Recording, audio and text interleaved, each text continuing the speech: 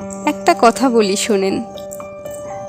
ফোনে কথা বলার সময় ওপার প্রান্তের মানুষটা যদি বলে আমাকে ফোন দিবে না, আমাকে মেসেজ দিবে না, বা আমাকে ব্লক করে দাও, তবে না, কখনোই তার কলটা কাটবেন না বা তাকে ব্লক করবেন না।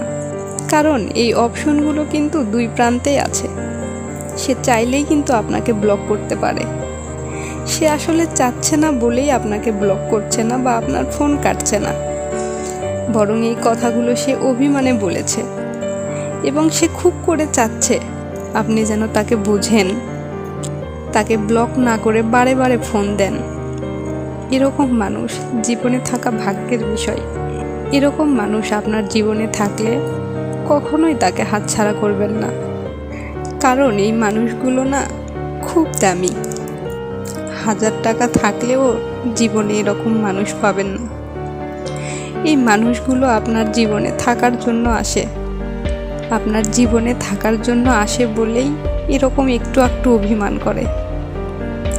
হ্যাঁ, এই মানুষগুলোর হয়তো একটু অভিমান বেশি হয়, তবে সেই অভিমানগুলো একটু ভালোবাসা পাওয়ার আশাই করে।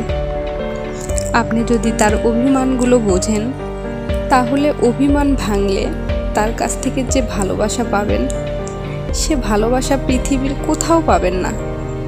এই মানুষগুলো ভালোবাসার পাগল হয়। এই মানুষগুলোকে ভালোবাসা দিয়ে আগলে রাখুন। কিন্তু উল্টো যদি আপনি রাগ করে থাকেন, তাহলে আস্তে আস্তে আপনার প্রতি তার অভিমান, ভালোবাসা সব কমে যাবে। তাই সত্যই যদি আপনিও সেই মানুষটাকে ভালোবেসে থাকেন, তাহলে ভালোবেসে যত্নে রাখুন। ভালোবেসে তাহলে তাকে আগলে রাখুন, আঁকড়ে ধরে থাকুন, তাকে আঁকড়ে ধরে বাঁচুন। কখনোই না তাকে কষ্ট দিয়েন না। তাহলে দিন শেষে দেখবেন আপনার কাছে সব আছে, কিন্তু সেই ভালোবাসার মানুষটি আর নেই। তাই আবারও বলবো, তার ভালোবাসাটা বুঝুন, তার অভিমানটা বুঝে তাকে আগলে রাখুন। তাহলে দিন শেষে দেখবেন তার কাছ থেকে না অনেক মানসিক শান্তি পাবেন।